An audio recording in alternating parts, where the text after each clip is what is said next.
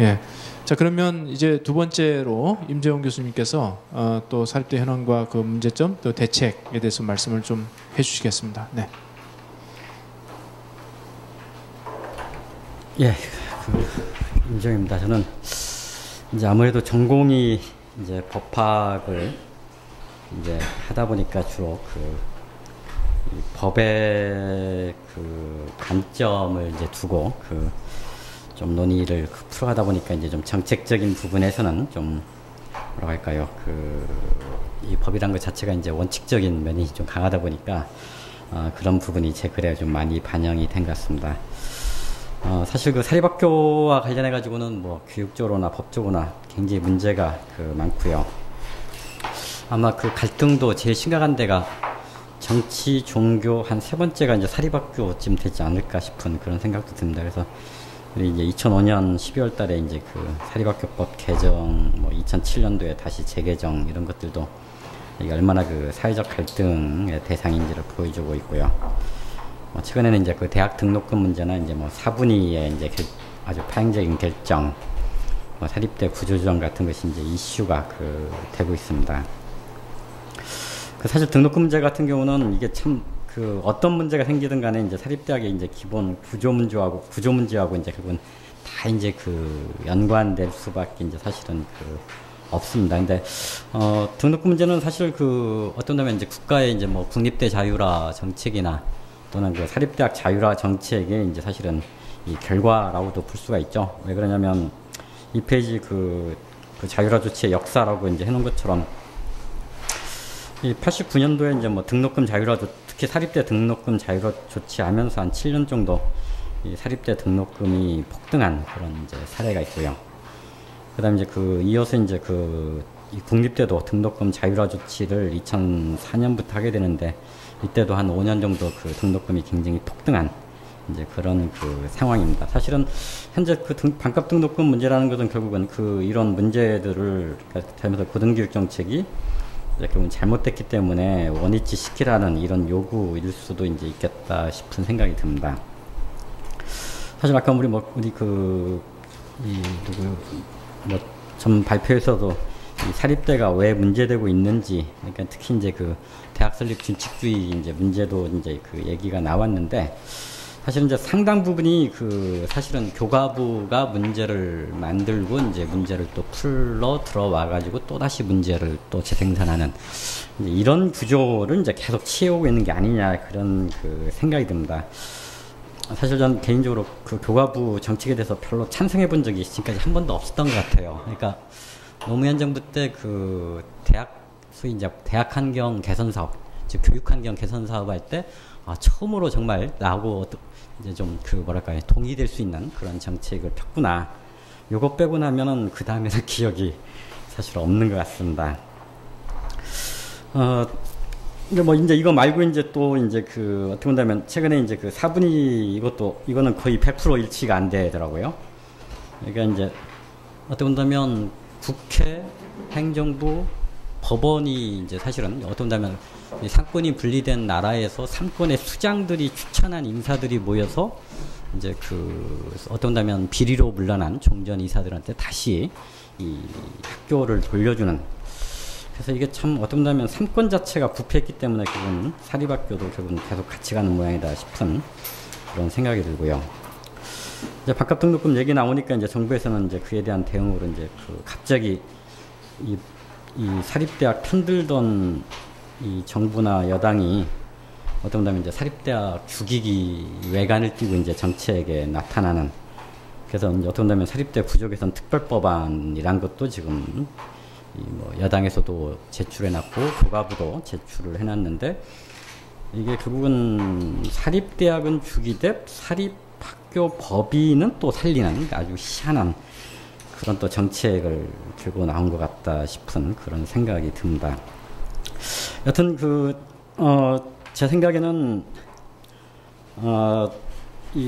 우리나라 이제 고등교육에 있어서는 기본적으로 이거는 공교육이라고 말하기는 힘들다 이런 생각은 듭니다. 왜 그러냐면 사실 이제 공교육이라는 것이 이제 국가관리감독이라는 면 말고도 사실은 그 재정적인 부담을 국가나 이제 지방자치단체가 어느 정도 이제 부담을 해야 된다라는 그런 내용을 이제 사실은 깔고 있는 건데, 그 4페이지에서 제가 이제 한번 그 80년도부터 시작해가지고 2011년까지 이 사립대와 국립대의 등록금 비율을 보면, 지금 국립대 등록금은 사립대의 한 57% 정도 이렇게 그 선입니다. 어떤다면 반값 등록금은 국립대가 많아지면 반값 등록금은 저절로 이제 해결되는 게 아니냐 싶은 그런 정도인데, 사실 이거는 이제 그 기본적으로 재정을 국가에 의존하느냐 아니면 학생들의 등록금에 의존하느냐, 결국 이제 그 차이이고, 좀 더 구체적으로 말한다면 이제 이 교원의 이제 인건비를 도대체 어디서 이제 결국은 찾을 것이냐, 이제 이 문제인데, 결국은 그 차이가 이렇게 이제 반값 정도의 수준까지도 이렇게 이제 격차가 이제 나고 있다, 이렇게 볼 수가 있습니다. 사실 뭐 고등교육 예산은 뭐 조금 전에 이제 이미 우리 김수경 부장님이 설명을 했기 때문에 뭐 더 이상 얘기할 필요는 없을 것 같고요. 그래서 이런 모든 문제는 결국은 이제 사립대학이 과도하게 이제 비중이 많기 때문에 그렇다. 그래서 지금 통계는 확실히 우리 대기업 통계는 못 따라가는 것 같습니다. 제가 지금 2010년도 거 인용하고 있는데, 좀 전에 보니까 다 2011년 거여가지고 나중에 이건 제가 좀 고치도록 하겠습니다. 근데 하여튼 이 사립 고등교육 기관 수가 87%고 학생 수는 75%, 일반 대학의 경우는 이제 79%, 이건 아까 보니까 맞더라고요. 예.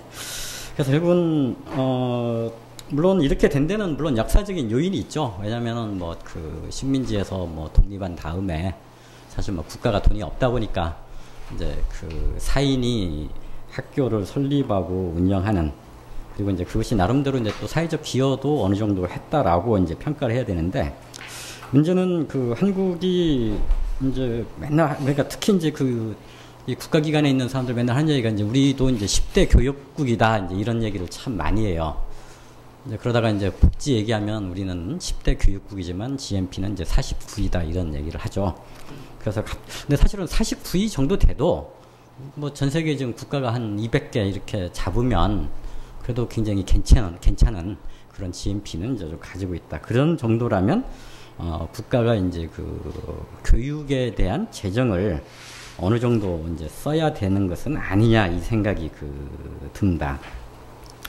근데 제가 볼 때는 오히려 살만해지면서부터 사실은 사립대학의 비중은 더 커졌다, 이런 생각이 듭니다.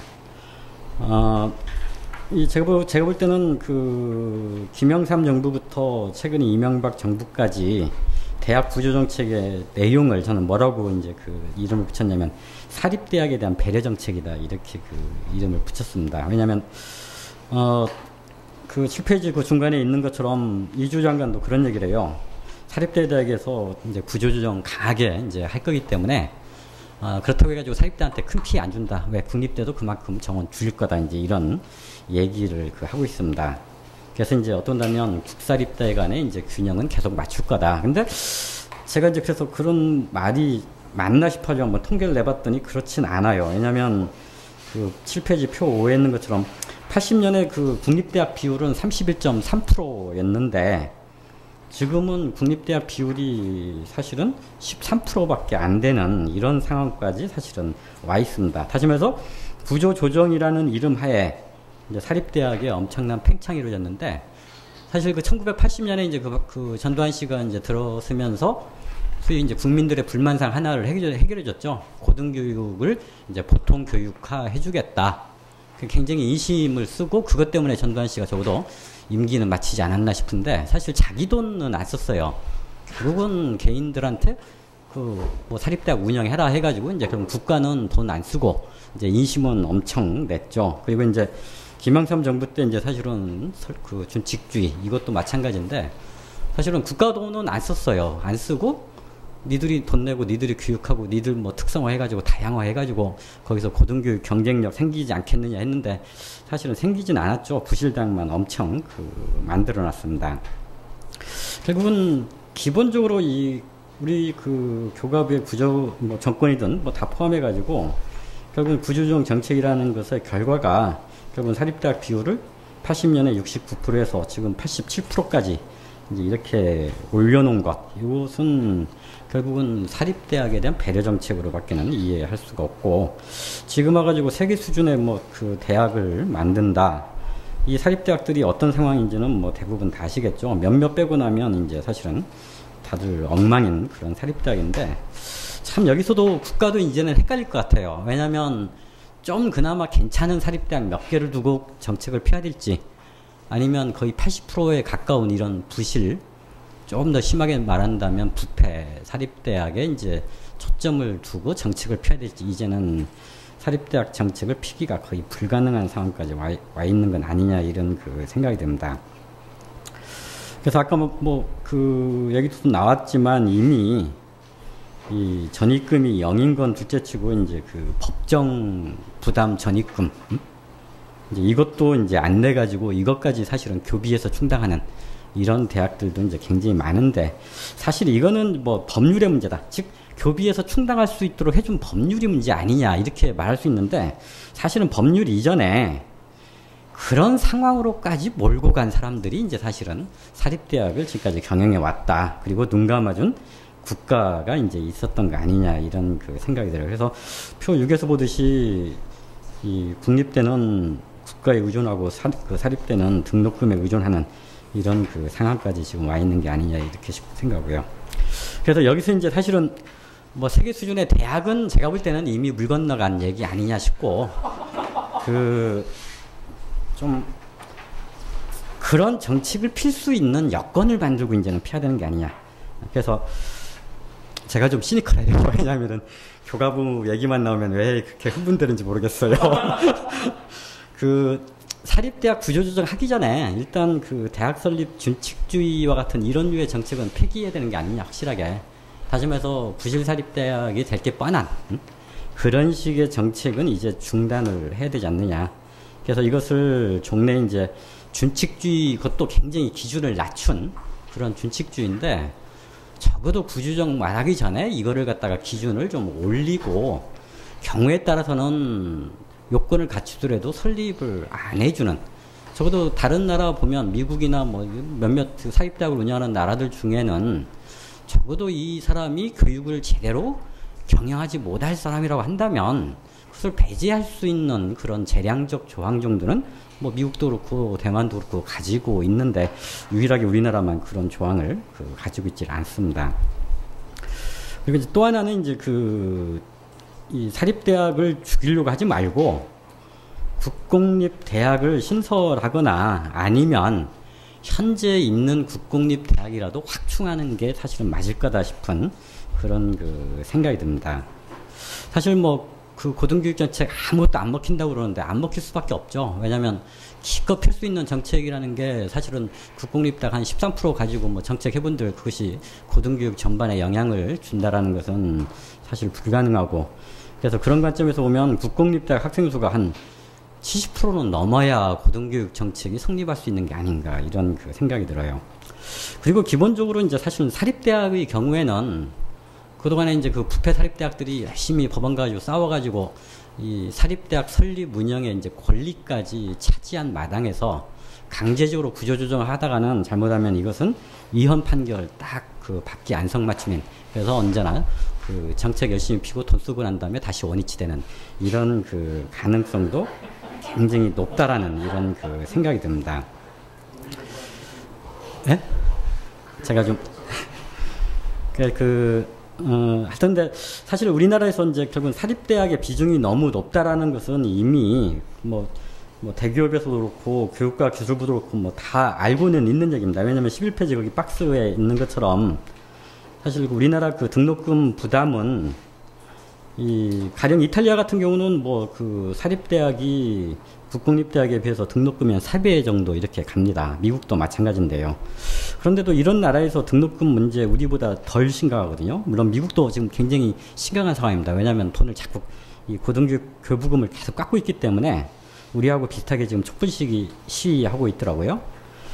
근데 한국과 일본에서는 사립학교의 비중이 너무 높기 때문에, 그러니까 한국 78%, 일본 75%. 그렇기 때문에 고등교육에 있어서 이제 민간 부담이 커지는 그런 원인이다. 제가 볼 때는 국공립대학 비율이, 그러니까 이 국립대학 비율이 이제 미국 같은 경우는 이제 72% 이렇게 되는데, 이제 일본하고 우리나라만 이제 가장 예외적으로 높죠. 그리고 뭐 유럽이나 이런 데는 거의 대부분 80%, 뭐 호주나 뉴질랜드 거의 100%, 그다음 영국은 뭐 사립학교 100% 돼 있지만 사실은 영국의 사립학교라는 것은 국가가 재정의 75%를 책임져주는 사실은 법인화된 형태의 이제 그 국립대이기 때문에 어차피 여기도 사립 그 등록금 부담은 많지는 않습니다.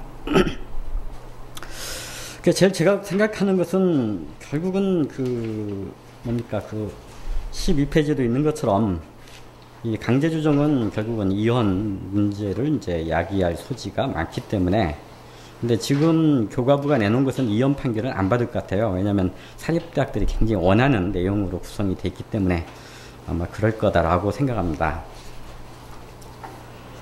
그래서 제가 볼 때는 여하튼 그 사립대학을 강제적으로 없애려고 하는 정책보다는 국립대학, 국공립대학을 늘리는 이런 정책을 펴야 되지 않겠느냐. 그래서 제가 그 13페이지 표 8에서 본 것처럼 우리나라 인구의 절반이 서울, 인천, 경기에 지금 살고 있는데 그 지역 통틀어서 국립대 2개, 그 공립대 2개, 4개 딸랑 있죠. 그래서 굉장히 이 정도면 국제적으로 그 우수한 숫자가 아마 되게 될 겁니다. 그 다음에 이제 그 14페이지에서 이제 대안 세 번째로 이제 일부 사립대학을 좀 준국공립화 하자. 그러니까 아까 이제 그 사립대학 법인의 이제 기본권도 보장되어 있는데 이게 가능하지 않다라는 것은 아까 좀 전에도 제가 얘기했는데, 제가 얘기한 것은 뭐냐면 강제적으로 줄일 필요는 없지만 사실 우리나라에서 그 고등교육의 질을 담보하려면 국공립 대학도 적어도 어느 정도의 인적 물적 여건들을 갖춰줘야 되지 않느냐. 그리고 사립대학의 경우에도 최소한의 인적 물적 기준만큼은 이것을 대학 설립 운영 규정으로 하기보다는 차라리 고등교육법이나 사립학교법에서 좀 이 기준을 정해서 강제하는 게 어떻겠느냐. 사실 법정 교원 학부율이라는 게 100%라는 게 법으로 있는데 지난 몇 년 동안 우리는 61% 맞추자고 사실 난리쳤거든요. 제가 영남대에 있으면서 그거 열심히 맞춰놓고 난 다음에 대학 재정 악화의 주범으로 이렇게 이제 몰려가지고 아주 한 1년 동안 이상한 시선에 이제 그 시달렸는데, 사실 61% 맞추고 나도 이제 사실은 콩나물 주실은 엄청 많습니다. 왜 그러냐면 그 제가 있던 대학의 이제 그 경영대 상대 같은 경우는 교원 학부율이 평균 한 52% 이렇게 되는데, 그러니까 61% 맞추고도 거기는 한 9% 낮은데 보통 대부분의 강의가 이제 대형 강의로 이렇게 이루어지고 있어요. 제가 생각할 때는 한 150명 넘어가면 강의하기가 참 힘들죠. 저도 요즘 그 다투점 이제 안경을 써야 되는 그런 상황인데 그 안경 바꿔 쓰고 하면은 앞이 보이면 뒤가 안 보이고 뒤가 보이면 앞이 안 보이고 굉장히 헷갈리는 그런 그 상황인데, 사실 학생 수 적으면 뭐 그런 고민 안 해도 될 것 같은데 하여튼 좀 그런 고민이 있습니다. 그래서 제가 볼 때는 그 사립대학의 질 관리를 위해서는 적어도 인적 물적 여건에 대한 이 기준을 대통령령으로 하면 절대 안 된다고 저는 생각해요. 왜냐면은 이게 이제 사실은 그 교육행정의 탄력성을 위해서 그것을 대통령령으로 해놨는데, 사실 노무현 정부 때 연구중심대학 65% 맞추도록 이렇게 해놨는데 어떻게 됐는지 모르겠는데 그 이명박 정부 들어서가지고 1년 있다가 그 다시 61%로 환원 시켜줘 버렸거든요. 그러면 뭐 교육여건 좋아질 수가 없죠. 그렇게 해가지고는. 그래서 제가 볼 때는 하여튼 좀 지금보다는 엄격한 기준을 사립대학에 좀 적용해가지고 그거를 못 맞추는 대학들은 구조조정으로 가야 되지 않느냐.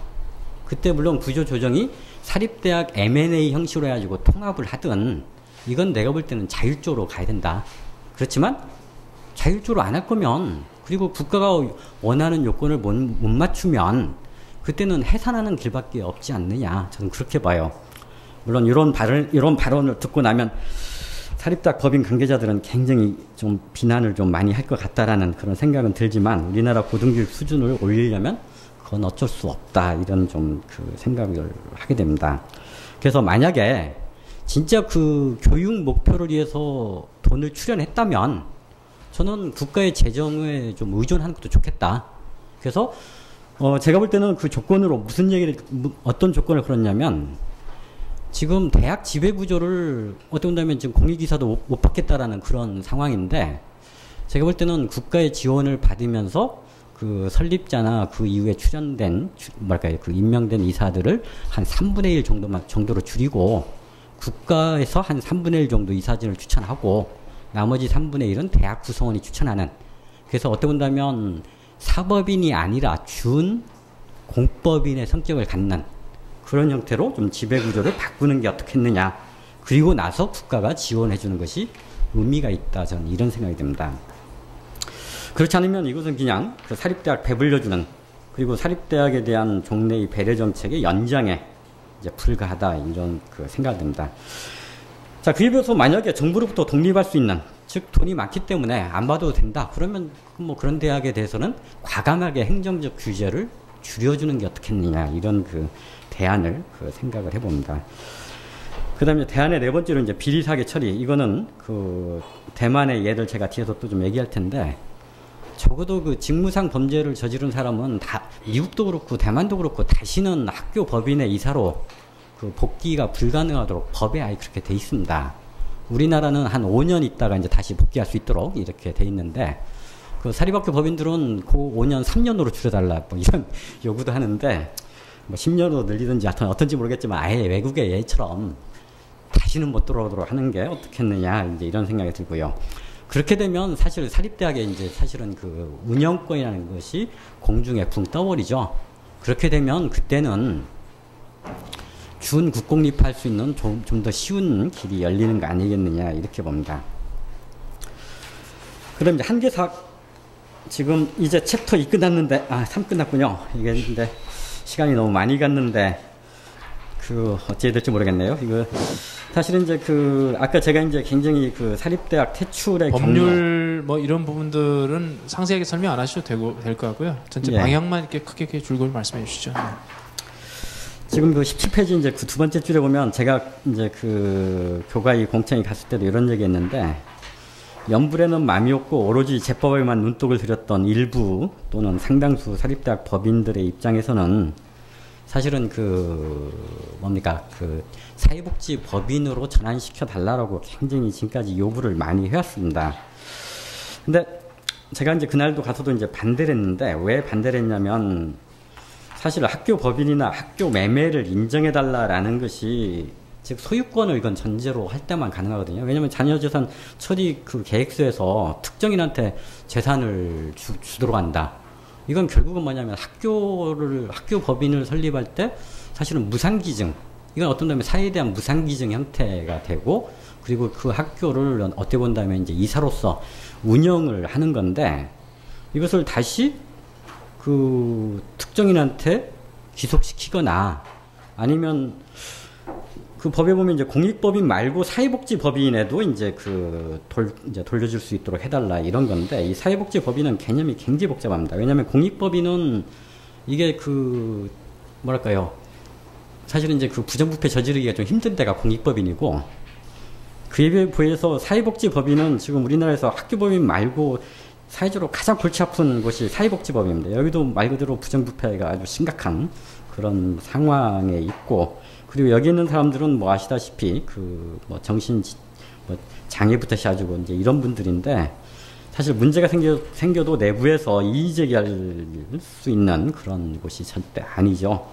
그래서 이제 이거는 어떤 면하면 교육에 있어서의 그런 복잡한 문제들을 결국은 사회복지법인으로 떠넘기는 이제 이런 거에 불과하다, 이렇게 볼 수 있고, 무엇보다도 문제는 사실 사립대학이라는 게 출연된 재산으로 대학이 만들어진 건 절대 아닙니다. 왜냐하면 학생들 등록금으로 건물 지었고 또 국가로부터 지원을 받았는데, 여기서 이제 그 법에 의해서 일부 예외적인 걸 빼고 이제 결국은 소유 재산처럼 돌려준다면, 이것은 사회적으로 기여받은 부분까지 과도하게 사실은 그 사유재산화 된다라는 이런 그 문제가 있기 때문에, 그리고 더 큰 문제는 뭐냐면, 한번 이런 부분에 대해서 이제 특히 이제 그 비영리법인이 굉장히 많은데, 학교 법인이나 사회복지법인 또는 이 병원 같은 이런 의료법인 같은 경우는 공공성이 굉장히 강한데, 어디 한쪽에서부터 이렇게 그 소유권을 인정해주는 그런 정책을 피기 시작하면 우리나라 비영리법인 정책은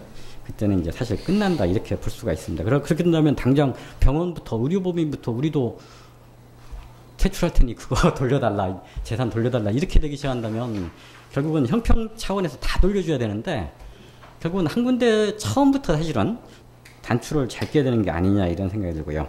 그리고 저는 제일 그 분개했던 게 학교라는 것이 사실 학생을 위해 존재하는 것인데 사립학교 법인에 대한 퇴출 경로는 아주 넓게 인정해 주면서 학생들에 대한 보호 규정은 거의 없어요.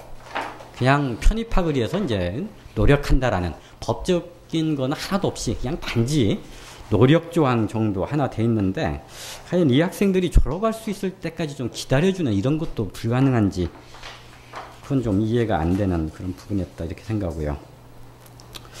21페이지부터는 뭐 비리사항 문제인데요. 이거는 아까도 조금 얘기했지만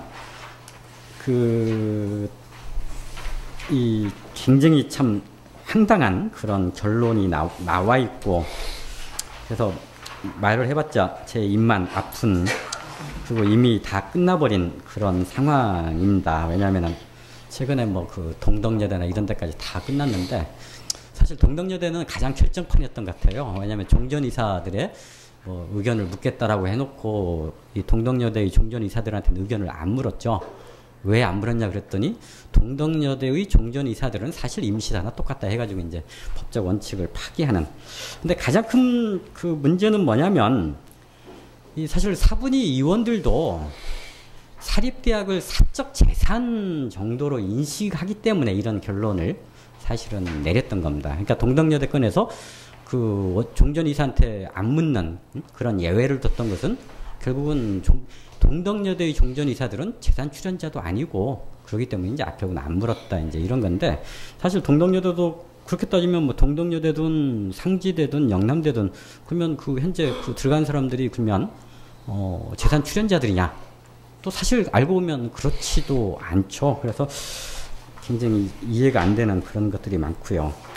그다음 26페이지부터는 대학 자치를 어떻게 확대할 거냐 이제 이런 부분인데 사실 그 대학 자치라는 것은 학교 내에서 법인과 학교 쪽을 본다면 법인은 경영권을 갖는 거고 학교는 대학 자치의 주체로서 이제 운영권을 가져야 되는 이런 부분이 있는데 사실 현재까지는 이것은 2005년 사립학교법 개정 때도 사실 반영이 안 됐고 그 이후로도 이제 전혀 이 대학 자치를 좀 넓히기 위한 그런 노력은 없었습니다. 그래서 이런 부분들에 대해서까지 어떤 대안을 얘기하는 게 무슨 의미가 있는지 모르겠지만 여하튼 일단 써놓고 요거 설명은 생략하는 걸로 이렇게 하도록 하겠습니다. 그래서 제 생각은 간단히 말한다면 사립대학에 대한 구조조정은 지금 제가 볼 때는 이제 사립대학에 대한 배려 정책의 연장에 결국은 불과한 거다라는 그런 판단이 들기 때문에 뭐 사립대를 배려하든 죽이든 이런 정책은 이제 좀 그만했으면 좋겠고 국가가 좀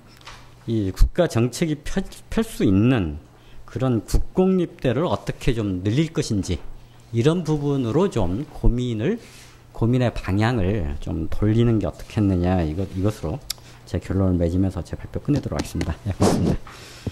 예. 방대한 내용인데요. 이렇게 절제하시면서 그냥 두세 가지 굉장히 중요한 영역은 낙담해서 하시면서 시간을 많이 좀 절약해 주셨습니다. 뭐 어쨌든 뭐 자료는 살아 있으니까요. 저희가 또 이제 토론하는 과정에서 좀 이야기 좀 나누면 좋겠습니다.